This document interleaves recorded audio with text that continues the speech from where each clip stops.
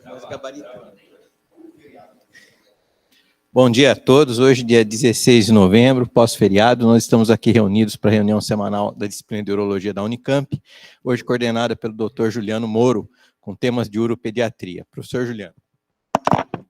Muito obrigado, Dr. Cássio, pela oportunidade. O João vai apresentar os casos, nós vamos até 8h10, e no final teremos uma apresentação sobre hidronefrose de um professor convidado. João, pode começar, por gentileza. Bom dia a todos. Compartilhar a tela aqui.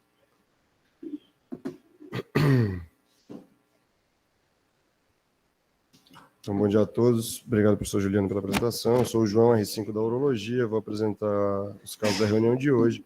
Só lembrando aí a todos o convite para seguir nas nossas páginas, no YouTube e no Instagram. Então, primeiro caso, paciente MMS, sexo feminino, uma paciente de 12 anos. Ela vem encaminhada para o nosso ambulatório de uropediatria por um achado externo, um ultrassom que ela fez externamente, e apresentando uma hidronefrose no rim direito. Essa paciente fez esse exame porque ela estava vindo com dores lombares recorrentes, ela chegou a apresentar um episódio de infecção do trato urinário febril, e no momento ela tinha uma queixa de dor intermitente em região lombar à direita. Não tem antecedentes. A paciente no exame físico, abdômen plano, a paciente magra e Giordano negativo, sem nenhuma alteração no exame físico. Ela trouxe para a gente esse ultrassom externo, tinha um rim direito tópico, com dimensões normais, mas tinha um aumento da pelve renal, tinha uma pelve renal de 16 milímetros, tinha sinais de redução no parênquima do rim à direita e o rim esquerdo sem alterações. Essas são as imagens. A gente consegue ver uma importante hidronefrose, uma dilatação da pelve renal. Perguntar para o residente Bruno. Bruno, você tem um paciente com hidronefrose unilateral sem dilatação do ureter. Isso o João não falou, mas considere que sim. Qual é a sua hipótese diagnóstica e quais são os seus exames? Bom dia. Eu começaria com a função renal. E, além da função renal, acho que um DTPA para escolher alguma estenose JUP, talvez a principal hipótese. Sua principal hipótese é a estenose da JUP. Isso. E você faz Pela a investigação com? Eu iniciaria com DTPA. DTPA. Você concorda, Gabriel? O que ele quer saber no DTPA? No DTPA, ele quer saber se tem algum fator obstrutivo nesse rim direito do paciente, concordo. O DTPA é um exame que mede o ritmo de drenagem, a curva de drenagem. Esse padrão pode determinar um padrão de drenagem obstrutivo ou não. E tem algum caráter anatômico também, porque você consegue identificar o nível da obstrução. Doutor Osamu, o que o senhor acha do DTPA para a gente tomar decisão na obstrução da JUP? Eu acho que aí o mais importante, primeiro, é fazer um estudo anatômico. E em criança, eu prefiro fazer uma ressonância para ver essa obstrução. E aí, tendo o estudo anatômico, aí a gente parte para estudo funcional, que é para avaliar a função renal, e que é o DMSA, e o DTPA para avaliar o fator obstrutivo. Ok, deixa eu perguntar uma coisa para o senhor. Todo mundo aqui falou em obstrução da JUP, não houve muita dúvida. O senhor quer um estudo anatômico? Me parece que o senhor pensa em outra causa para o problema. Que outro tipo de coisa o senhor encontra nessas ressonâncias? Pode ter. Que, por exemplo, você pode encontrar um vaso polar. Entende? Mas Tudo isso é JUP também. Por vaso polar. Então, também ajuda na sua intervenção, eventualmente na cirurgia. Ok, doutor Cássio, ninguém falou do DMSA. O senhor considera essa prova uma prova importante? Não, eu gostaria de perguntar para o Osamu. Osamu, por que a ressonância e não tomografia nesse caso? Hein? É por causa em criança, a gente evita a radiação e a tomografia, de certa forma, exige uma certa radiação. Então, o DTPA com a ressonância tem menor chance de radiação dessas crianças. Bom, Juliano, obrigado, Sam. Com relação ao DMSA, eu costumo, sim, fazer o DMSA depois de estabelecida a causa da obstrução para monitorar cicatriz renal e para ver a função tubular relativa. Professor, posso... Uma pergunta. Nós temos um participante que é egresso aqui da Unicamp, o Dr. Marco. Dr. Marco, o senhor poderia dizer como o senhor faz aí na sua região a investigação de JUP?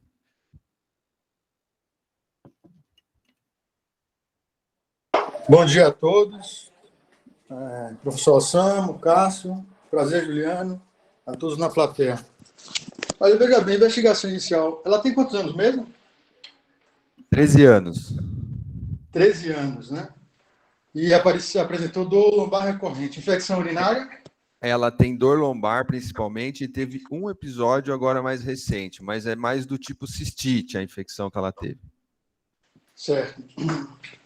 Eu procederia, de pronto, a uma investigação completa, né?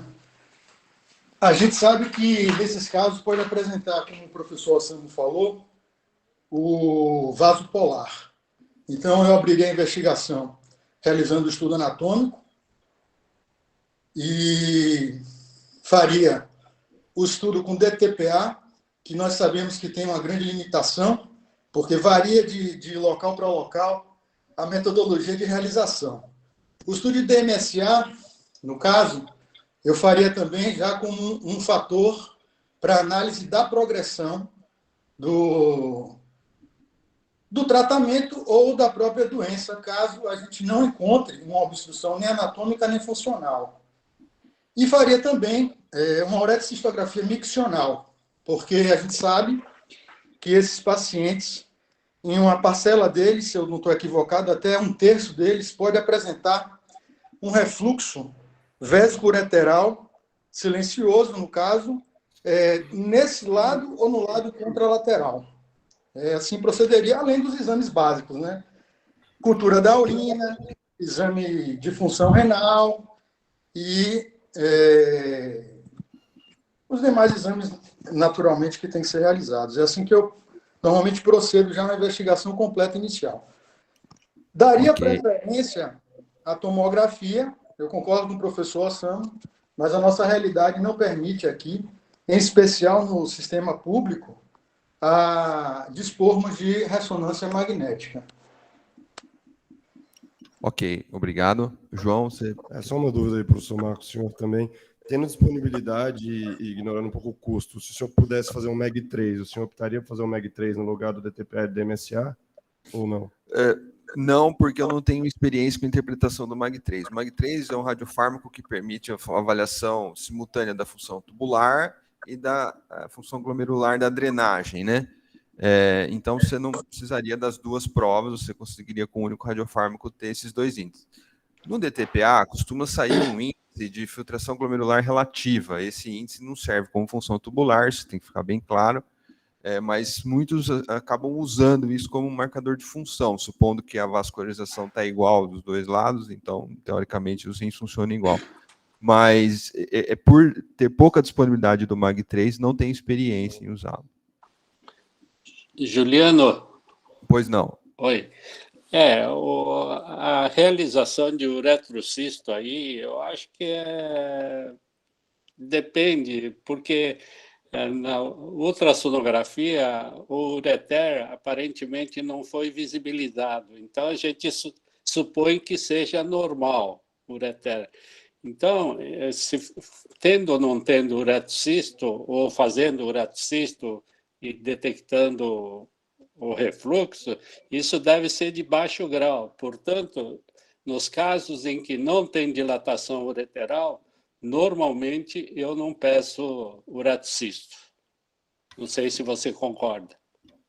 Eu concordo absolutamente. Eu acho que a opinião do Dr. Marco ela é mais relevante nas crianças de até 2 anos, onde a gente tem uma preocupação muito grande em fazer o diagnóstico de refluxo pela repercussão que isso tem. Se o refluxo for encontrado numa criança agora nessa idade, ele dificilmente vai ser cirúrgico, né? E tão pouco com antibiótico profilaxia. Por isso eu não pedi também. João, vamos avançar. Então, como foi discutido, a gente pediu um DMSA, um DTPA, exames laboratoriais. O DMSA veio com uma função tubular aí de 42% no rim direito, e a interpretação, função deprimida à direita, normal à esquerda, sem cicatrizes renais. É normal, Bruno? Sim ou não, por quê? Sim. Qual é o limite da variabilidade do método? Até quanto por cento em cada lado é normal? Não sei um valor de corte. 5%, Bruno. Podia ser até 45, 55. Então não é normal, mas é um déficit reduzido, muito pequeno, né? Vai. E o DTPA, a paciente tinha uma sinal à direita com sinais cintilográficos de obstrução. Ela tinha um retardamento na eliminação de material e ficou retida no rim, então, com 43% de eliminação. Ô, Natália, quanto você acha que é o normal para eliminação?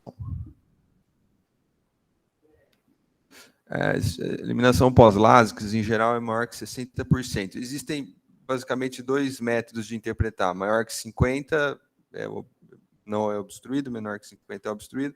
Ou então você faz um escalonamento, assim. Até 40% é obstruído, de 40% a 60% é considerado indeterminado e acima de 60% é pérvio. Então veio 43%. Ok. E os laboratoriais solicitados, ela tinha uma creatina de 0,6 e demais exames sem alterações, uma cultura negativa. O Bruno falou em pedir uma função renal. Você esperaria alteração nessa função renal, Bruno? A princípio, não. Não. Não, porque tem um outro rim contralateral, pressupõe que era Ok. adequado. João, não foi feito estudo anatômico. Você poderia apresentar uma justificativa para a gente não fazer estudo anatômico? Aqui a gente tem bastante dificuldade de solicitar tomografia para esses pacientes, tanto ressonância. Não, outra. Ela tem uma ultrassonografia, a conduta seria cirúrgica, o paciente tem dor lombar e infecção, poderia ver no intraoperatório, a questão do vaso polar. Dr. Cássio, o senhor poderia apresentar uma justificativa para não fazer estudo anatômico? Eu faria estudo anatômico sempre. Eu não fiz, e eu explico por quê. Nós não fazemos mais aqui a peloplastia por lombotomia ou incisão posterior. Então, nós sempre fazemos laparoscópica transperitoneal. Não há distúrbio que possa ser encontrado no exame de imagem que a gente não consiga ver na laparoscopia. Então, eu entendo que não muda a nossa abordagem. É claro que às vezes vem um ultrassom muito ruim, que a gente tem alguma dúvida sobre o ureter, principalmente. Aí, nesses casos, eu faço. E quando faço tomografia. Agora, nesse caso, eu achei que estava muito claro, o ultrassom estava muito bom, e não faço estudo anatômico por isso, porque não muda a minha tática cirúrgica. O senhor quer fazer alguma contra-argumentação, doutor Ossamo?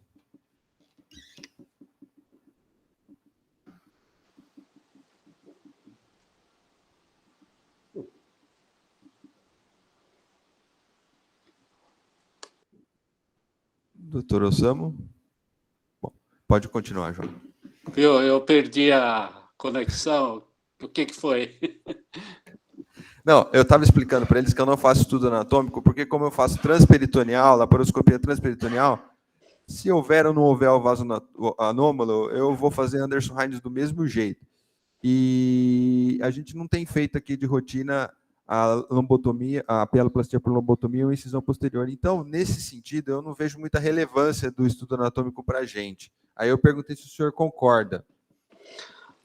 Olha, eu sou da velha guarda.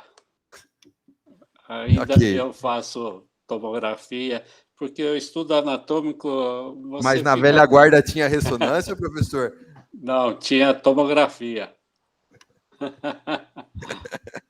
Vamos continuar, João. Então, a conduta foi essa, a gente foi indicada peloplastia laparoscópica para o paciente. Aqui a gente um vídeo do intraoperatório, algumas imagens. Então, aqui já na dissecção, a gente percebeu no intraoperatório que esse rim tinha, na verdade, uma alteração de rotação. Ele tinha uma rotação aí mais medial, e aí acabamos fazendo uma obstrução da pelve.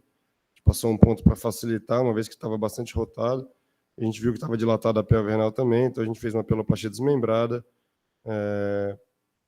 Foi feita, a gente viu essa alteração de rotação e não tinha uma área estenótica realmente, a gente não ressecou um pedaço do ureter, a gente só fez essa abertura para poder aumentar a área da anastomose.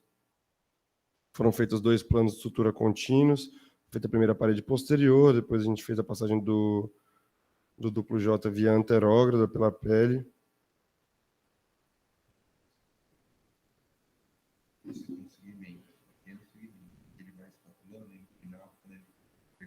Então, aqui terminada a passagem do duplo J, e a gente vai fazer a sutura contínua também. A gente utilizou o Vicryl 3 zeros para fazer a sutura, aqui o aspecto final, e para corrigir esse erro de rotação, nós demos um ponto no polo inferior do rim, com Prolene 2 zeros, fizemos a fixação na parede, e aqui o aspecto final. A gente tem mais um vídeo aqui de um outro caso em que a gente conseguiu evidenciar um pouco melhor essa alteração de rotação.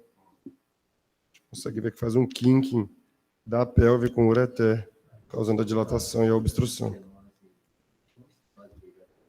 Esse caso que o senhor está vendo, professor, é um outro caso que eu operei, é antigo, mostrando o mesmo problema, tá vendo? É um distúrbio de rotação do rim, a pelve renal, ao invés dela estar voltada para medial, ela está voltada para o psoas, para quadrado lombar, aí já, né? E ela faz um kink no ureter. Eu acho que eu já tenho uns 5 casos operados assim. Esse caso foi o primeiro caso, e eu não fiz esse ponto, depois eu dei uma olhada na literatura, tem alguns que fazem, e achei que depois que eu comecei a fazer, tive melhor resultado. Mas é uma das causas de JUP que vai mal, né? Não vai muito bem, porque não há um defeito intrínseco, né, do ureter, é da posição do rim. Mas tem suporte na literatura para nefropexia? Tem, Então? tem. O Sim. João trouxe artigo? Não.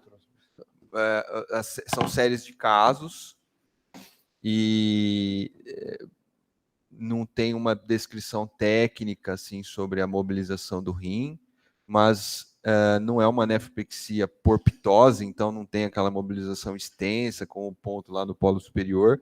O objetivo aqui é aliviar a pressão na JUP. Então, procedimento sem intercorrência, a gente deixou com um duplo J 6 frentes, deixamos sem dreno. No primeiro dia pós-operatório, a paciente estava bem, com controle da dor com analgesia simples. Ela foi de alta em uso de antibiótico e a programação de retirada do duplo J em 6 semanas. Deixa eu fazer uma pergunta para a Natália. Natália, que tipo de complicação poderia ter esse doente no pós-operatório?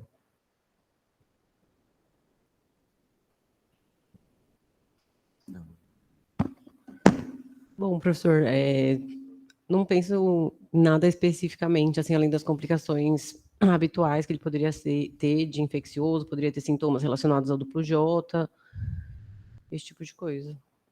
Mas eu queria chamar a atenção para outra coisa. Nas nossas laparoscopias, a gente tem tido uns 10% de atelectasia. A gente tem abaixado progressivamente o pneuma, acho que isso daqui a gente fez com o pneuma em 12, né? Uhum. Mas 1 em cada 10 casos, atelectasia. Atelectasia sintomática? Sintomática, com febre e prolongamento da internação, mas não tivemos nenhuma, acho que dá Clavendin 2, acho que dá, né? E o ilho, né? Essas cirurgias um pouco mais prolongadas, essa cirurgia foi o João que fez inteirinha, e acho que foi umas 2h30, né, João? 2 horas. Então, acho que são os principais problemas, o ilho e a atelectasia. Pode continuar. Então, a paciente retornou no 15º pós-operatório, estava bem, sem queixas, e foi retirado do duplo J após 6 semanas, e a paciente retornou para a gente solicitar um ultrassom de controle. A ultrassonografia de controle, ela apresentava uma leve dilatação no rim direito, mas sem fator obstrutivo, e aqui eu trouxe as imagens para a gente ver a comparação do pós e do pré-operatório.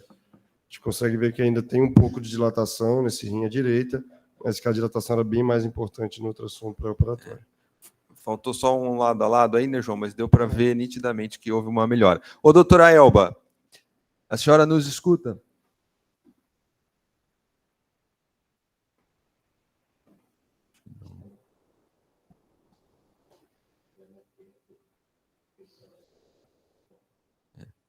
Tá bom, pode continuar, João.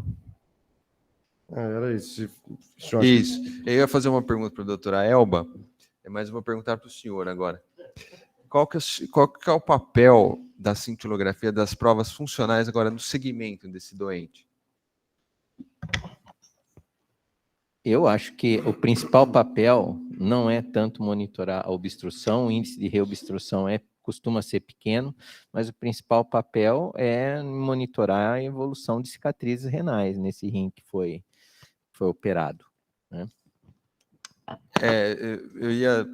Fiz essa pergunta para poder dizer que as provas de função pós-pieloplastia quase sempre são ruins, porque são rins já com déficit de função, então o ritmo de produção de urina é menor, e eles também têm alguma alteração estrutural, né, no parênquima, nas vias excretoras, de modo que a drenagem é mais lentificada. Então, se pede um DTPA após cirurgia desse tipo, é bem frequente ficar decepcionado, achando que a cirurgia não deu certo, mas tem que interpretar com muito cuidado. E aqui a gente tem um ultrassom, que houve uma nítida melhora da hidronefrose, então o segmento desse paciente deve ser feito só com ultrassom. O Gabriel, não, desculpa, o Bruno. Doutora Elba, a senhora nos escuta? Escuto. Tudo bem? Eu queria saber a opinião da senhora, duas coisas. Primeiro, o João fez uma pergunta aqui sobre o MAG3. A senhora vê alguma vantagem do MAG3 para esses casos de JUP? Em relação a essa duplinha do MSA-DTPA? O MAG3, ele de fato, ele é melhor do que o DTPA. O problema é que a gente não tem disponível sempre aqui, né? Ele é mais caro e o IPEM não está produzindo. Mas ele tem uma taxa de falso positivo menor. Mas vida real não temos. Então, vamos com o que temos. Em relação ao que você tinha comentado da função, eu concordo que você fazer, mesmo no MAG3, qualquer exame no pós-operatório imediato no rim com uma função ruim, você pode se decepcionar fazendo um estudo com DTPA, achando que ainda tem obstrução. Mas eu acho que nesses casos, acho não, né? O que a literatura aponta, o que é feito é um acompanhamento da função renal com DMSA. Então, se você tem um estudo pré-cirúrgico, como um baseline, aí você faz um acompanhamento ao longo do tempo no pós-cirúrgico. Acho que o mais importante é não ver redução da função. Então, ele é um forte preditor de desfecho, né, o DMSA. Então, é uma ferramenta que pode ser usada, porque só o ultrassom vai te mostrar morfologia, né? Então, você precisa ficar de olho na função. Ok, obrigado. Vamos avançar, João? Obrigado. Então, nosso próximo caso, paciente de 4 anos do sexo masculino, é um paciente portador da síndrome de Lowe. Ele veio no pronto-socorro acompanhado dos familiares. A mãe afirmou um episódio febril, redução do débito urinário e abdômen doloroso. Afirmou que essa história aí já vinha há uns 2 meses, o paciente com febre noturna, apresentando alguns episódios de piúria e o abdômen bastante doloroso. Ele fez utilização de vários antibióticos para infecção urinária. Ele teve uma melhora parcial, mas sempre voltavam os sintomas após o tratamento com antibiótico. Ele teve uma internação em outro serviço, em que foi feito antibiótico endovenoso, a última foi há 15 dias, e ele fez uso inicialmente de amikacina, mas após cultura foi tratado com gentamicina associada. No momento, ele vinha tendo esses episódios febris diários, dor abdominal e oligúria. De antecedente, só para colocar um pouco aqui da síndrome de Lowe, é uma síndrome genética com herança recessiva ligada ao X, com alterações oculares. Esse paciente tinha catarata, ele tem um atraso no desenvolvimento neuropsicomotor e tem um déficit cognitivo. E junto com isso, os pacientes apresentam a síndrome de Fanconi, que é um distúrbio tubular renal, e ele vai ter uma maior excreção de sais de fósforo, ácido úrico, aminoácidos. Esses pacientes geralmente vão apresentar nefrocalcinose e litíase renal também. Esse paciente realmente ele tinha, em ultrassons prévios realizados, ele tinha litíase renal e nefrocalcinose, tinha STU de repetição, um paciente que tinha anemia, estava com HB na casa de 8 e tinha testículos retráteis bilateralmente. O exame físico, ele estava um pouco desidratado, um pouco desnutrido, o abdômen era plano, doloroso, a palpação superficial e profunda, o paciente ficava um pouco irritadíssimo durante o exame, mas não tinha visceromegalias, os testículos eram retráteis e o neurológico dele ele era ativo e reativo, mas ele tinha uma hipotonia, um problema com força nos membros inferiores. Trouxe esse ultrassom externo em que evidenciava uma nefrocalcinose bilateral, e esse cálculo de 3 centímetros na pelve à direita, com dilatação pielocalcinal e o parênquima bastante afilado. Ok. Gabriel, você tem um paciente com 4 anos, pielonefrite, um cálculo piélico. Qual que é a sua conduta? Está grave. Percebeu, né, pela história, que ele não está bem. Num paciente com cálculo piélico, paciente grave com infecção, a conduta seria desobstrução do trato urinário, ou com duplo J ou nefrostomia. Faltou exame de imagem, né? Ele ficou meio nervoso. Fazer uma imagem, né? Mostra a imagem. Então foi isso, teve essa abordagem inicial com estabilização, antibiótico, hidratação, e nesse momento foi optado por fazer um ultrassom aqui do nosso serviço, a equipe da pediatria fez a estabilização, entrou com Bactrim e Meropenem. Só vou passar os exames aqui já. Rapidamente. Externo, então ele tinha um HB de 7 na admissão mantido, um leuco de 21 mil, a urina que foi solicitada aí, após 3 dias positivou para proteus, e com lactato bastante alterado na gasometria da admissão também. A ultrassonografia, ela mostrava múltiplos cálculos pielocalicinais à direita, o maior dele de 3 centímetros, uma hidronefrose acentuada, e no laudo da ultrassonografia ele já colocou um conteúdo heterogêneo no sistema coletor do rim direito, representando um possível conteúdo infectado. Aqui as imagens da ultrassonografia. Consegue ver. Doutor Samu, o que o senhor acha dessa imagem? Lembra alguma doença específica? Eu acho que tem múltiplos cálculos aí, e tem nefrocalcinose aí, né, provavelmente. Tem esse cálculo mas o senhor enorme. não esperaria encontrar, assim, um cálculo tampando a jupe e um rim bem dilatado, assim, e não foi isso, é aquele rim meio encolhido, tem uma pedrinha bem lá dentro. Isso, na minha opinião, lembra uma doença.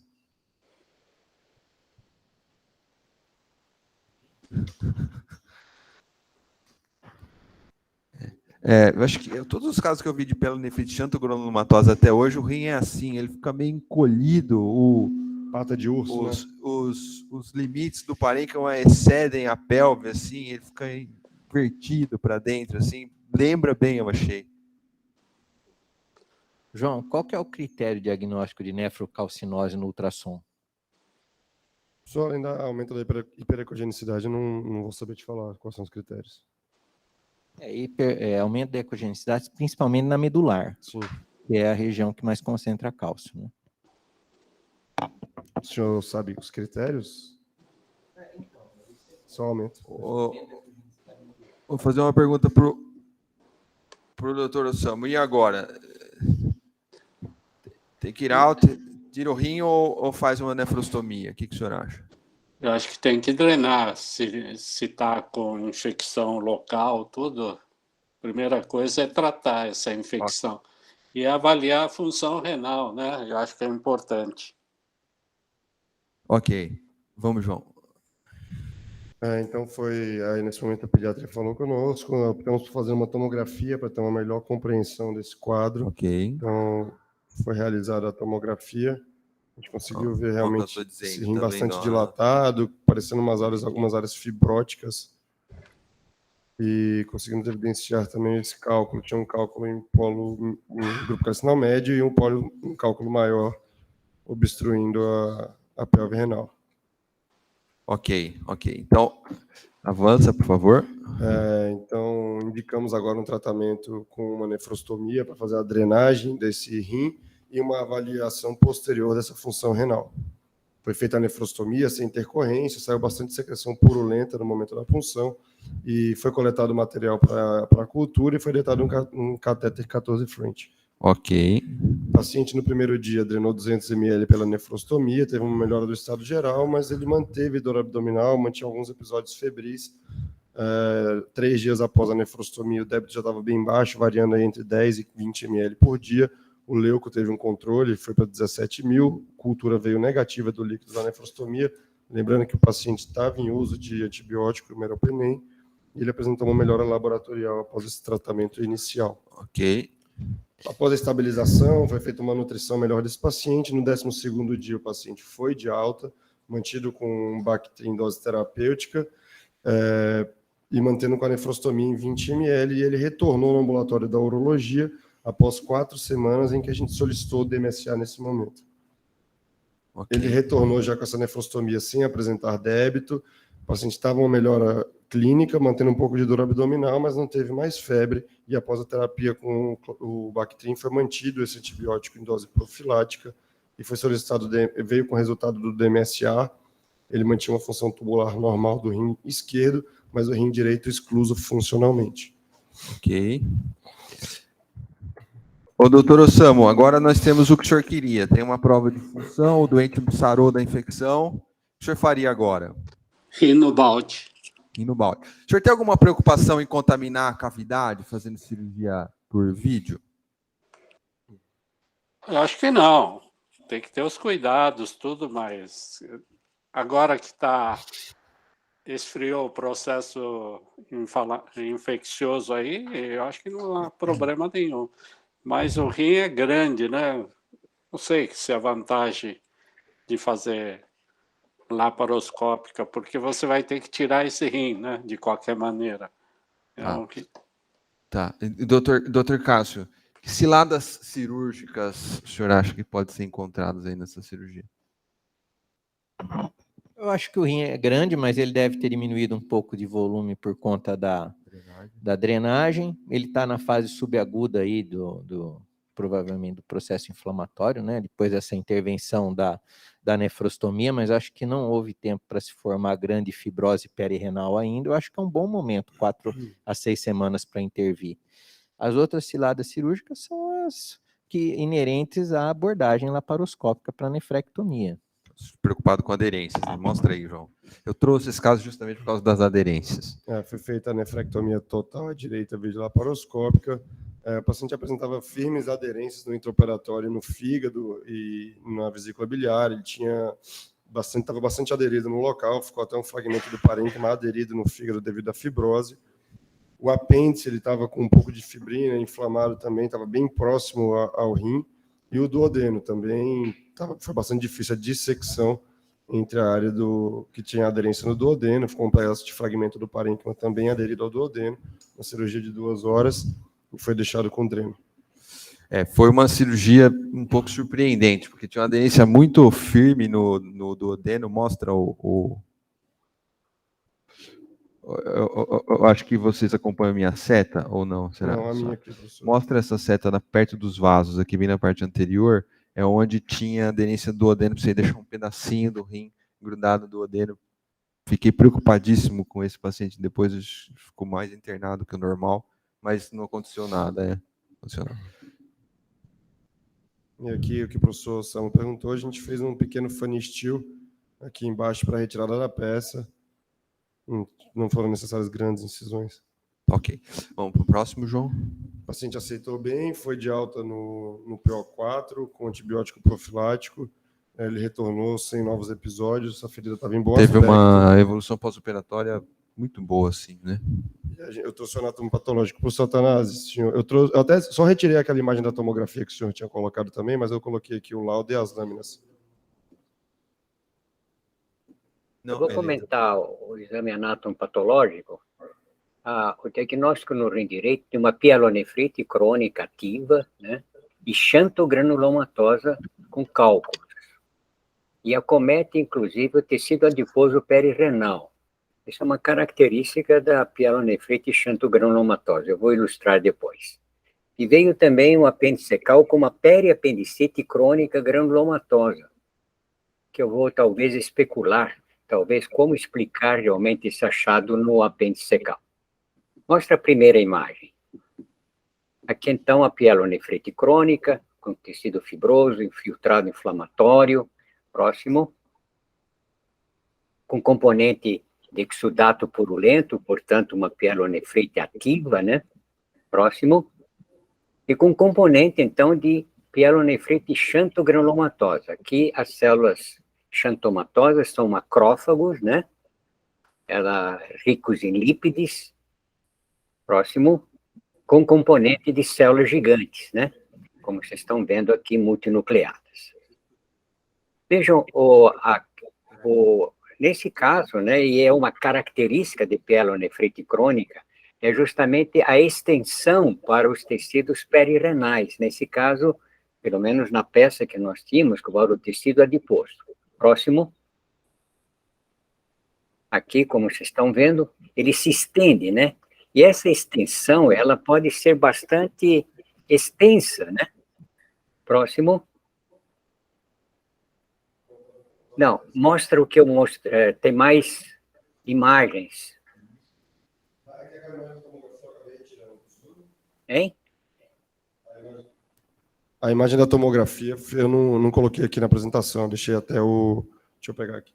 A parte mais interessante seria justamente o que eu acrescentei de um outro caso, para nós explicarmos realmente, até para entendermos um pouco, talvez a periapendicite. Deixa eu aproveitar enquanto o João procura, perguntar um negócio para o senhor. O senhor se lembra de ter visto algum caso em crianças, ou é o primeiro? Será? Porque eu já vi alguns em adultos, agora em crianças foi o primeiro que eu vi. Em criança, realmente, eu nunca tinha visto. O que eu acrescentei foi justamente de outros casos, né, para mostrar realmente que essa extensão da pielonefrite crônica, ela pode ser bastante extensa, inclusive comprometendo ela, se estendendo para o fígado, por exemplo, para o diafragma, inclusive criando fístulas para o intestino grosso. E nesse caso aqui, muito provavelmente, a extensão deve ir para baixo, né, acometendo, então, inclusive envolvendo o apêndice secal. Então, essa reação inflamatória granulomatosa que nós vimos, muito provavelmente é uma extensão da própria pielonefrite crônica. Ela ultrapassa, né? Então, eu quis justamente ilustrar isso, mas que não foi incluído aí, infelizmente. Nessa peça, professor Attanasi, tinha alguma feição que lembrasse alguma coisa relacionada à nefrocalcinose ou não? O rim estava todo destruído? Estava destruído. Nefrocalcinose eu não diria, mas tinha os cálculos, né? Quer dizer, era também um componente calculoso. Então, eu acho que o grande problema aí, inclusive essa dificuldade que vocês tiveram, se deve ao componente xantogranulomatoso nessa pielonefrite.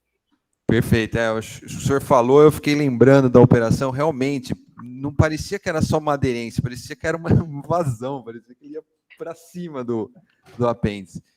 Muito obrigado, doutora Attanasi. Desculpa aí pela... Infelizmente, faltou a parte mais interessante da apresentação, mas deixa para uma próxima. Espera aí, professor, acho que o João vai conseguir aqui em tempo...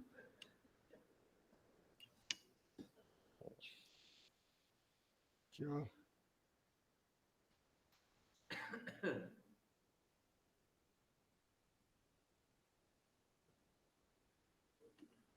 O João está bem tenso aqui, viu, doutora Attanasi? Ele tá...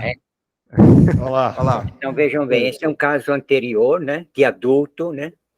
E vejam o que está acontecendo. Esse caso foi interpretado pela radiologia como um carcinoma convencional.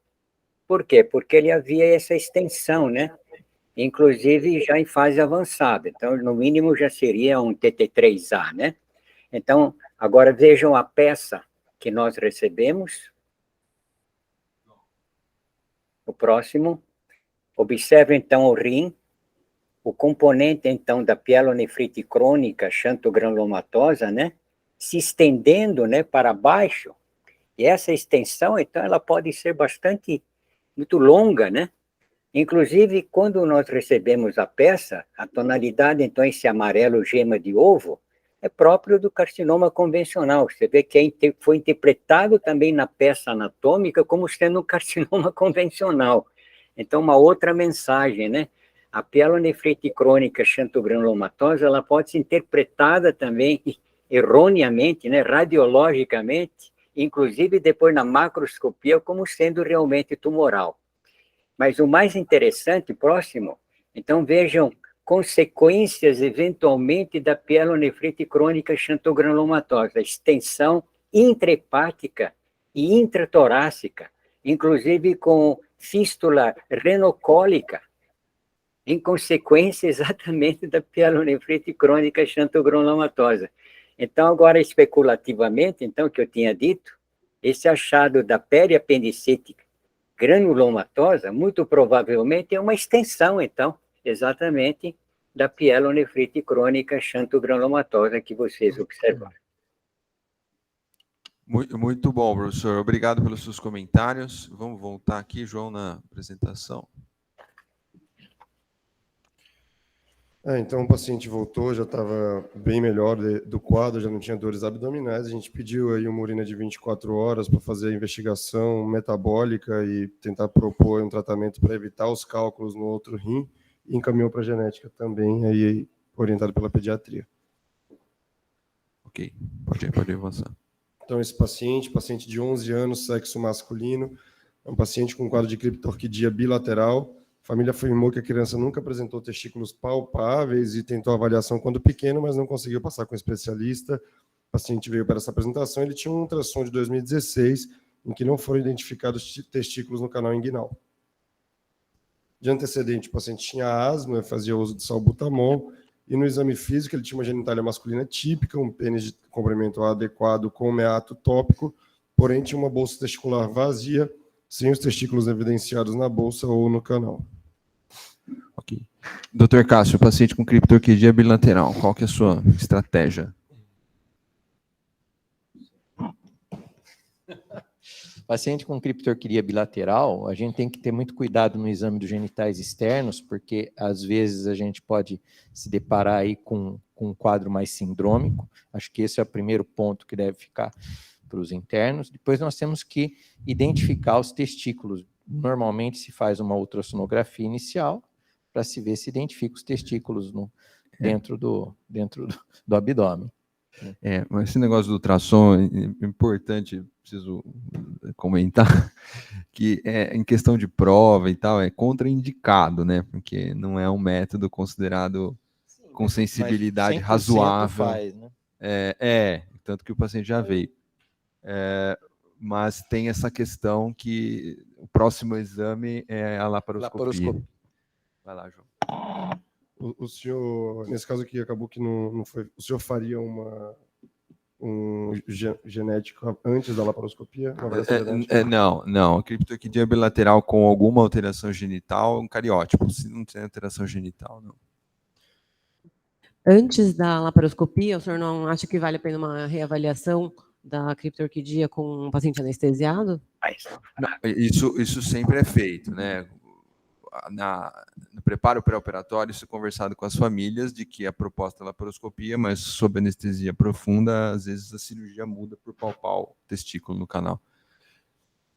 Então foi feita a laparoscopia, aqui a gente tem um vídeo, foram identificados então os dois testículos, o paciente apresentava o anel inguinal aberto e os testículos estavam bem próximos do anel inguinal bilateralmente.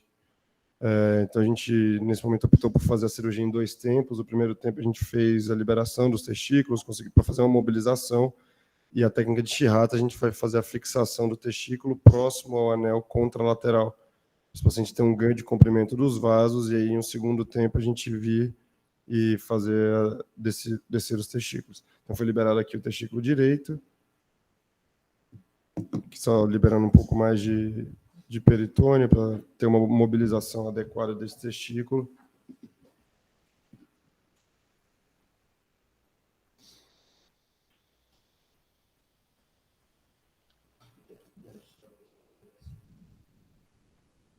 A gente conseguir levar.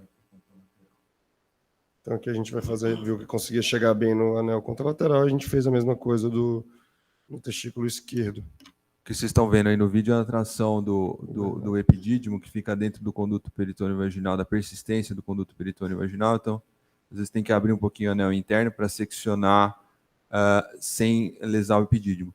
E aí nós fizemos a mobilização dos 2 testículos e fixamos contralateralmente de acordo com a técnica desse médico egípcio, cirurgião pediátrico, que chama Sameh Shihata. E a gente tem preferido fazer essa técnica em detrimento do Foley Stiffers, porque o segundo tempo é muito mais simples do que o Foley Stiffers, porque não tem anel vascularização. Queria perguntar agora, o nosso convidado está na sala, o Dr. Luiz Braga. Dr. Luiz, o senhor tem alguma experiência com essa técnica do Shihata, ou o senhor faz Foley Stiffers?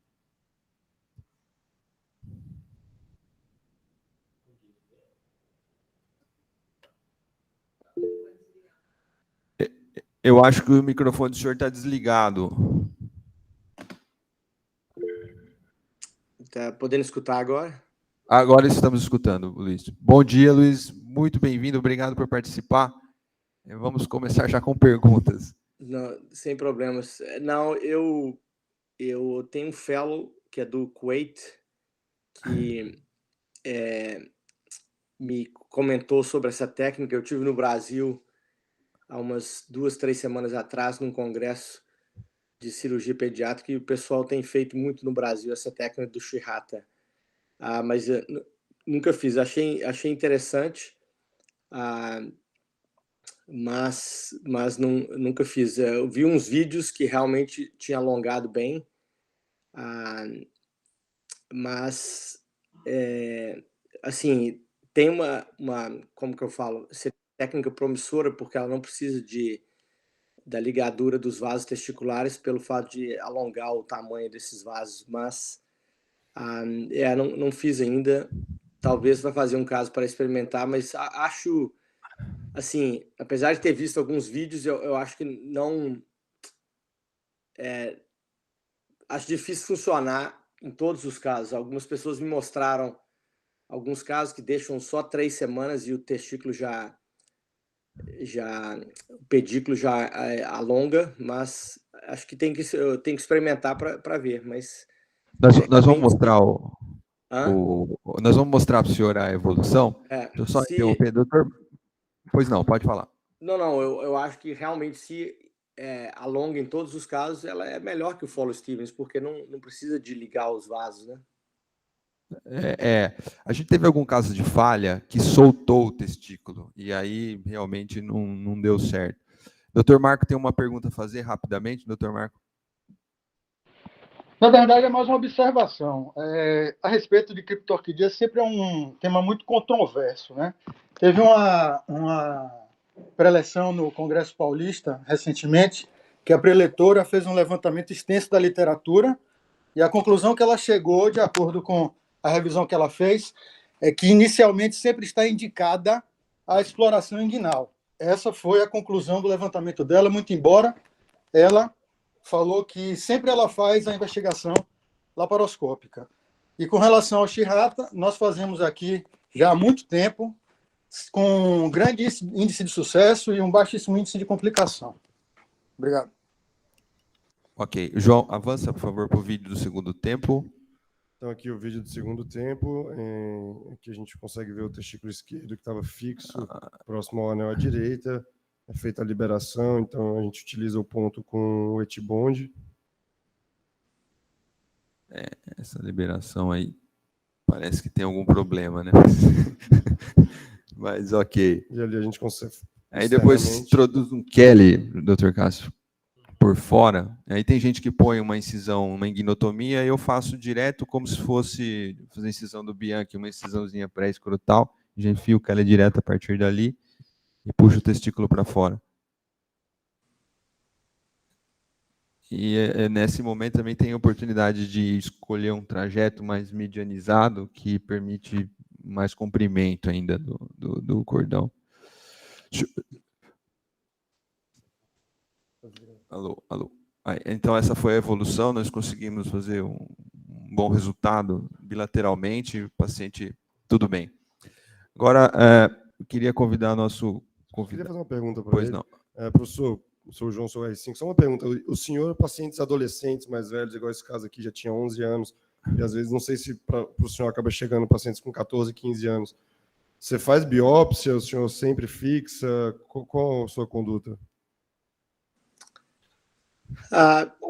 Eu tenho abaixado esses testículos, mas provavelmente vocês devem ter visto um artigo no Journal of Urology nesse ano que comentou uma incidência pequena, mas real, de câncer de testículo. E a gente, quando lê as guidelines, eles falam que se o paciente tiver estágio de Tanner 5, que você já poderia retirar esse testículo pelo risco de alto ou maior risco de câncer. Eu acho que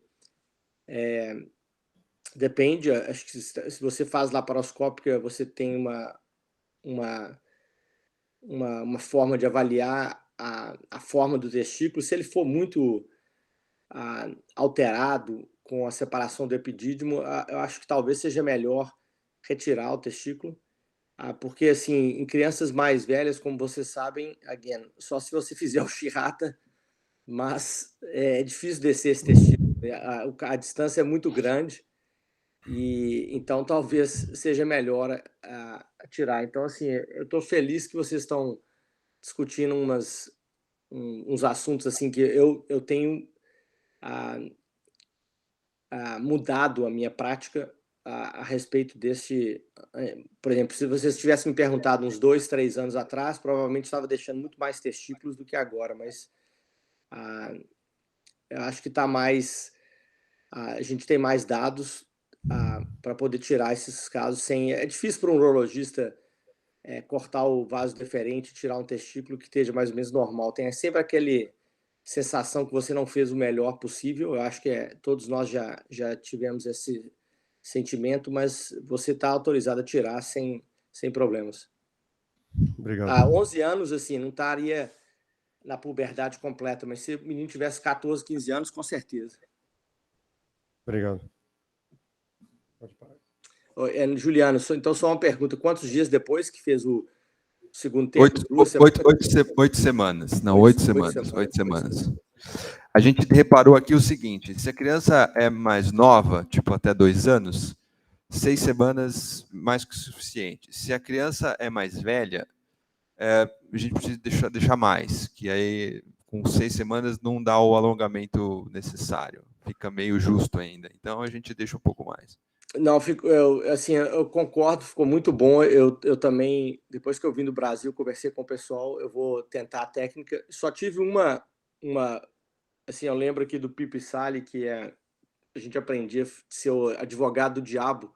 Eu notei no vídeo que é o seguinte, pela mobilização, era um testículo que ele conseguia mobilizar. Minha impressão parece que ele estendia para o lado contralateral do anel inguinal. Então, nesses casos, tem gente até que fala que se o testículo consegue chegar no outro lado, ele desce para baixo sem fazer a divisão dos vasos. Mas, pelo filme, parece que alongou bem. Essa máxima que o senhor está falando, né, também já escutei, mas eu acho que não é tão simples assim. Ele chega, mas chega muito tenso. Normalmente não fica um testículo tão tópico, fica meio pré-escrotal. E nós sistematicamente mudamos aqui. E quando é assim, a gente faz essa técnica. Então, doutor Luiz, ficou muito bom. Agora, aproveitando, o senhor está em destaque, o doutor Luiz é professor da Universidade McMaster, no Canadá, e ele gentilmente aceitou o convite aqui para participar da reunião conosco, e agora ele vai fazer uma apresentação sobre um score que ele está estudando profundamente aí, para nos ajudar na decisão operatória da hidronefrose antenatal. Doutor Luiz, fique à vontade. Vocês podem ver a minha tela? Sim, sim. Então tá. Rapidinho, eu sei que a aula está acabando, a reunião de vocês. Obrigado pela participação.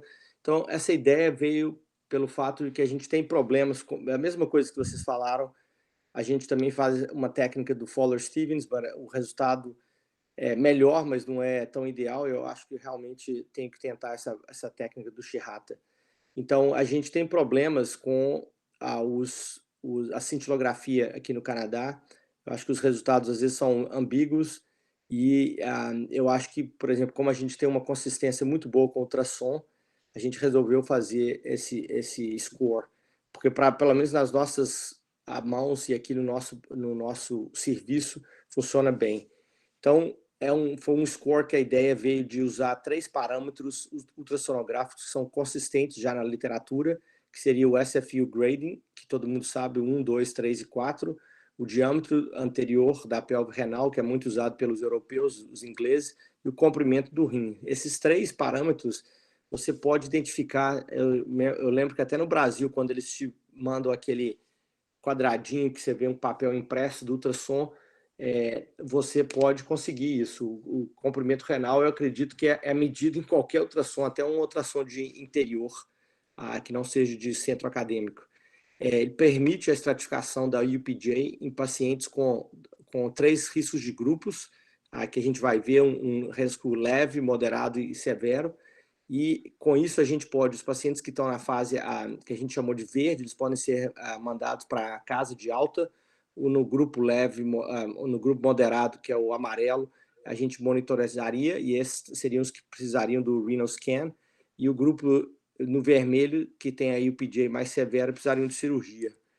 Então, o score é esse aqui, a gente publicou isso no Frontiers, a ideia veio que para quem quiser ver esse artigo, que é chamado de HSS, que chama Hydronephrosis Severity Score, de um indiano que chama Babu, no Journal of Pediatric Urology 2019. Então, ele usava o ultrassom mais o renal scans, mas a gente achava que tem muita subjetividade com relação à forma da curva e o tempo de drenagem. Então, a gente vê aqui o SFU de 1 a 4, isso é bem definido. A medida do diâmetro anteposterior variou de menos de 5 milímetros até mais de 20, e essas gradações foram escolhidas de acordo com a literatura. Tem um artigo do Brasil, até do pessoal de Minas Gerais, mostrando que se o diâmetro anteposterior da PEL for maior que 16, isso estava mais relacionado com a indicação de pieloplastia, e até um estudo do Babu mesmo, falando na Índia, uma análise multivariada, que um diâmetro acima de 24 milímetros estaria associado com a maior chance de ter uma pieloplastia. Não sei se vocês lembram aquele estudo clássico do Dillon e do Philip Ransley, do Great Ormond Street, que eles falavam que acima de 20 milímetros isso teria uma chance maior de pieloplastia. Então, por isso que a gente fez essa gradação. E com relação à diferença do rim, a gente pegou o que a gente chama de percentual absoluto da diferença entre os tamanhos dos 2 rins. Então, a gente tem a fórmula, o rim ipsilateral menos contralateral dividido pelo ipsilateral, e com essas medidas. Você soma o score, que é 4, 4, 4, dá um total de 12. E eu queria... então, essas são as categorias que eu mencionei. Por exemplo, menos de 4, você pode, com certeza, sem ter nenhum problema, fazer o discharge da alta para esse paciente. 5 a 7 seriam os casos que precisam de monitorização, e acima de 8 os casos que provavelmente podem precisar de cirurgia. Não estou falando que precisa, mas é um risco, é um grupo, como aquela classificação do Tony Curi para reflux. Você tem que realmente seguir de perto, porque esses pacientes já têm comprometimento do parênquima e podem ter uma descompensação.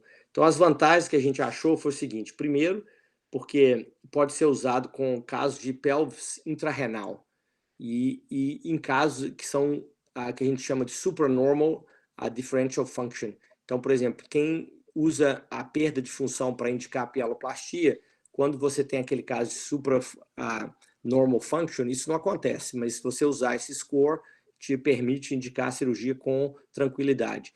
É generalizable, você pode reproduzir em outros serviços, é fácil de usar porque a gente conhece esses 3 parâmetros, tem uma relação, a gente mostrou isso no congresso agora em Las Vegas, com relação, aí a gente vai apresentar, espero que aceitem no congresso de Lisboa, com tempo de drenagem prolongado, e isso vai permitir a comparação entre os centros, porque atualmente a indicação da pieloplastia é um pouco subjetiva. Então, esse foi o artigo que a gente apresentou agora no congresso em Las Vegas, da SPU. Vocês podem ver aqui que a gente colocou, chama de HOP, a gente mudou o nome, Hydronephrosis Outcome, a gente colocou Prediction and HOPS Score. E aí ela varia de 1 a 12, vocês podem ver que como a gente caminha para o vermelho, a indicação de cirurgia vai aumentando. 1, 4, 10, 45, 56, 88% e 95% quando é. E a mesma coisa, você diminui, a chance de ter cirurgia ou resolução é maior, 100, 80, 60, 40, 50. Então, o importante aqui não é que esse score foi definido para indicar a pieloplastia, não. Ele se relaciona com a gravidade da estenose da JUP. Se você quiser indicar cirurgia, você indica. Agora, se você não quiser indicar, tudo bem, mas pelo menos eu consigo saber qual que é o score da Unicamp, qual que é o score da USP, qual que é o score da Universidade de Minas Gerais, e a gente pode comparar os resultados, sem ter que usar uma subjetividade. Então, para mostrar alguns casos aqui, por exemplo, um caso de hidronefrose grau 4, vocês veem que o parênquima está afilado, o diâmetro anterior medido aqui 32 milímetros. Doutor Luiz, a imagem não está aparecendo. Não está aparecendo? A gente parou na imagem que o senhor mandou para o Congresso. Agora apareceu. Agora apareceu. Talvez possa ser minha internet, eu não sei, mas...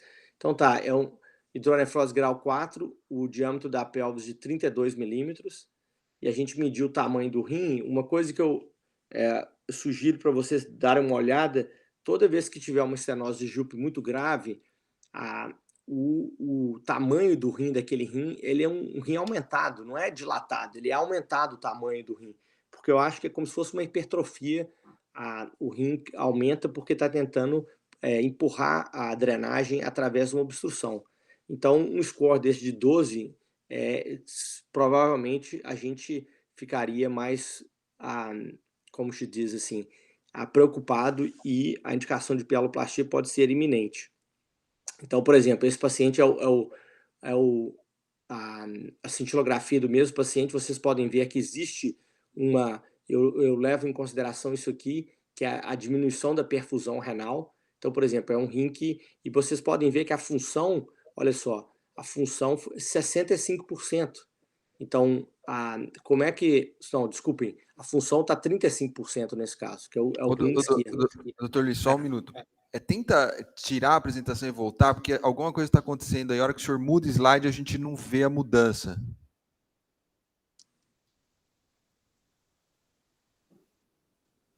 E agora, tudo bem? Tudo bem. Se o senhor quiser continuar pela tela, acho que vai ser melhor, viu? Tá bom. Só passando, Então, conseguem ver aqui o sim. scan?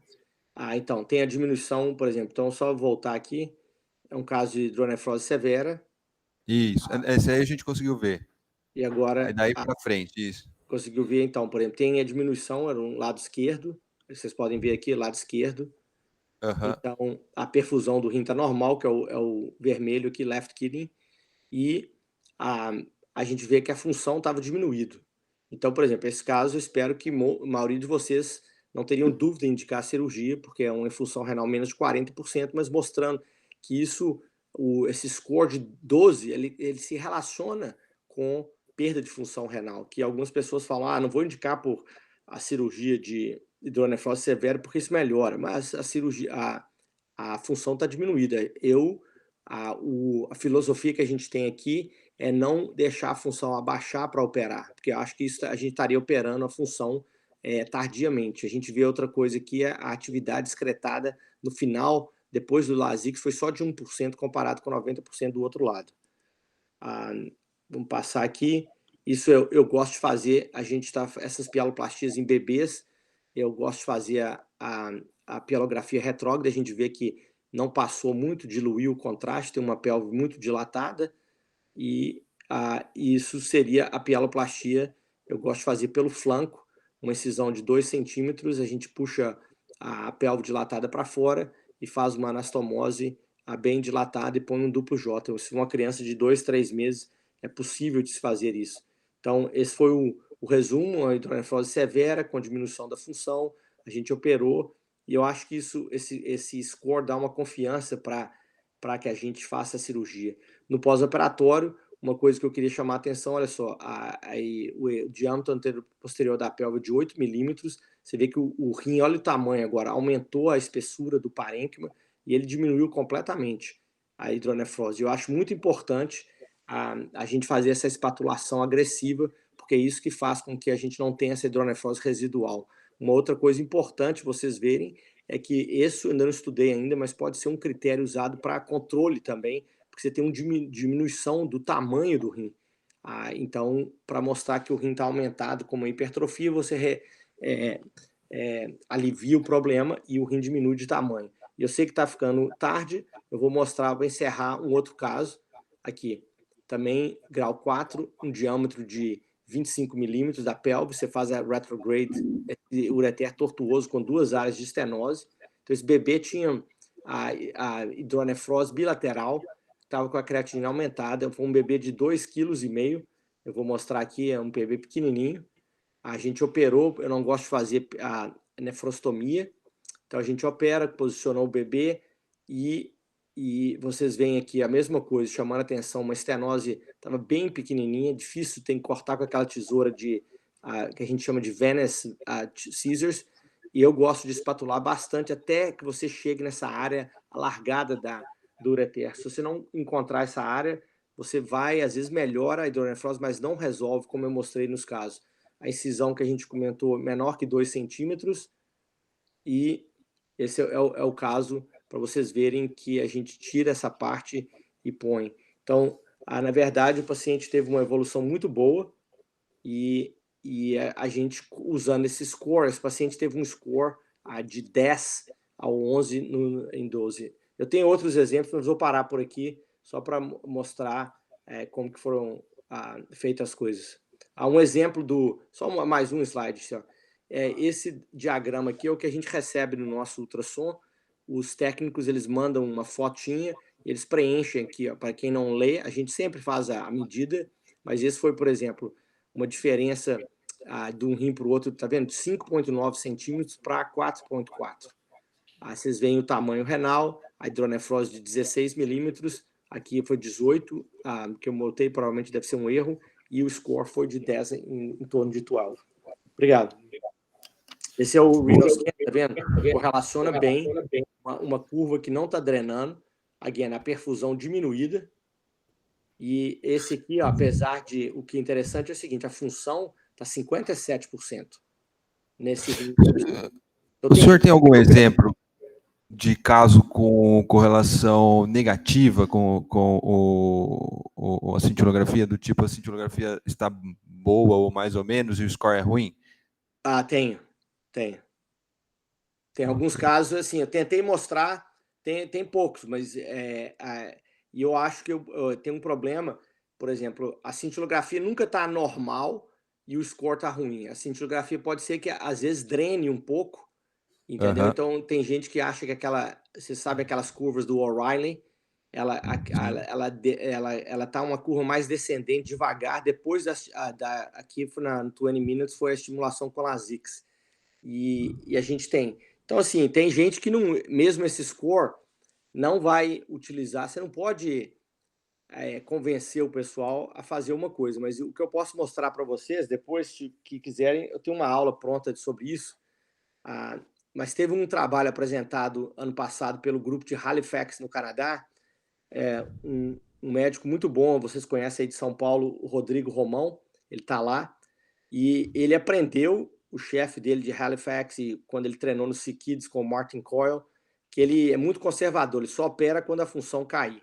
Então, eles seguiram os pacientes por mais de 5 anos e a indicação para a cirurgia foi só quando a perda da função era menor que 40%. E o interessante é que ele mostrou no artigo que 32% das crianças desenvolveram infecção, outros desenvolveram sintomas. Então, por exemplo, tudo bem, você pode indicar cirurgia com perda de função, mas você vai operar essas crianças tardiamente. E várias dessas crianças não vão, como vocês sabem, recuperar a função. A função recupera no primeiro 6 meses a 1 ano, mas depois disso é difícil essa função ser recuperada. Então, eu acho que eu não espero a função diminuir. Eu aprendi pelo meu treinamento, porque a gente usava vários ultrassons e a gente olhava uma tendência. Se a hidronefrose estava ficando pior, a gente indicava. Mas olha só, até isso, o worsening of hydronephrosis é uma coisa subjetiva. O que significa isso? Porque a hidronefrose é grau 4, vai piorar para quanto? Vai medir o parênquima, vai piorar o diâmetro posterior da pelvis. Com esse score, pelo menos ele te dá uma objetividade maior, o que a gente acha. Mas, again, a gente está tentando fazer uns estudos, e o interessante foi que nessa apresentação do Congresso de Las Vegas, nós fizemos um estudo com 8 centros nos Estados Unidos, e nenhum deles teve o mesmo treinamento que eu tive. E o engraçado foi que o score que foi relacionado com correlação com pieloplastia foi um score de 9. Foi exatamente o que nós observamos no nosso score aqui, que eu mostro para mostrar para vocês aqui, ó. Nesse score aqui. O nosso foi, na verdade, maior que, né, quando a gente pega o score médio, foi de 8,8. Então, assim, eu acho que a gente, usando o bom senso, é uma coisa que consegue promover uma comparação entre os centros. E a gente, porque todos nós temos um bom senso de saber que a gente vai operar quando a hidronefrose está grave, o problema era como definir essa severidade ou a gravidade de hidronefrose. Eu acho que esse score, ele facilita isso. Obrigado. Desculpa. Não, imagina, eu vou fazer uma pergunta, depois os residentes quiserem fazer alguma pergunta, tem espaço. Juliano, posso fazer uma pergunta? Pode, pro Luiz? claro. Luiz, bom dia. Bom dia. Parabéns pela aula. Você sempre faz essa pielografia nessas crianças menores? Nas crianças menores sempre faço. É uma coisa que eu, na verdade, aprendi com o Pipe. Eu sei que tem uma dificuldade, por exemplo, foi engraçado que eu fui ao Brasil para esse congresso e eu queria realmente mostrar um caso, me deram uma criança de 5 meses para operar e eu fui tentar fazer a pielografia, não consegui. Não tinha um cistoscópio, me deram um fetoscópio, era meio complicado, mas na verdade o que eu não conseguia porque a hidronefrose que eles me deram era um paciente que tinha hidronefrose, estenose da JUP e estenose da JUVE. Então, na hora que eu abri, o paciente tinha uma estenose da JUP por uma dobra, um kink, mas bem fininho, mas também tinha um ureter super dilatado. E aí eu fiz uma pielografia anterógrada, não estava passando nada na UVG. Então, acho por isso que eu não consegui. Mas, normalmente, até em bebezinhos, eu acho importante. Eu não consigo ver quem está perguntando, mas eu acho importante para mostrar essa parte aqui. Eu gosto de ressecar bastante, por exemplo, essa parte aqui, ó, um trajeto, uma distância longa do ureter. Você pode ver que o ureter sempre alarga. Eu vejo gente operar pieloplastia em bebê, fala que é difícil, o ureter está pequenininho. Se você não faz a pielografia, a pessoa pode ficar com medo de fazer a espatulação longa, porque ela vai falar assim, poxa, eu vou cortando o ureter até quando? Mas a pielografia te dá uma... Tem gente que fala, você pode ver o ureter, mas como é uma incisão pequena, você não vai ficar puxando o ureter até lá embaixo. Então, eu acho que isso, aqui, por exemplo, essa foto, eu acho que isso facilita você fazer uma anastomose ampla e realmente é uma pena que eu não tenho mais fotos para mostrar, mas a gente tem um resultado muito bom. Tem poucos casos, muito poucos, que você tem uma hidronefrose residual. E para falar para os senhores uma outra coisa, eu também mudei um pouco minha prática. Se eu tenho uma hidronefrose que não resolve, eu realmente normalmente reopero o paciente. Eu fiz uma pieloplastia, uma redo, mais ou menos uns 2 meses, vi o paciente no pós-operatório, o rim completamente normal, a hidronefrose desapareceu. Então, eu acho que isso também ajuda você ficar mais confiante. E, na verdade, o problema foi um kink. Então, eu gosto também, uma coisa que a gente não comentou, de fazer uma ressecção da pelvis boa. Eu tiro o pelvis para fazer uma redução daquela pelvis renal e evitar o kink no pós-operatório. Ok. A minha pergunta seria sobre uma proposta de alteração na conduta com base no score. Por exemplo, há um período que o senhor indica repetir e na presença do nível intermediário, você já falou que faz a cintilografia, mas no nível mais elevado, como é que se dá a indicação da cirurgia? Pelos métodos convencionais ou muda alguma coisa? Juliano, pergunta muito boa. Então, é o seguinte, isso foi uma coisa que eu não criei o score e falei, poxa, agora no número 8, quando eu vejo um score de 8, a paciente precisa de cirurgia, como se fosse um score do PSA, entendeu? Sim, sim. O que foi feito isso foi um estudo retrospectivo. A gente tinha os pacientes que são catalogados prospectivamente, tiveram cirurgia pelas indicações que a gente usava, que era a piora da hidronefrose, ou a perda da função renal, aquela curva que vai para cima, uma curva obstrutiva que não drena nada, nem com a estimulação do Lasix. E aí a gente pegou o primeiro ultrassom ao nascimento, isso é feito baseado no primeiro ultrassom.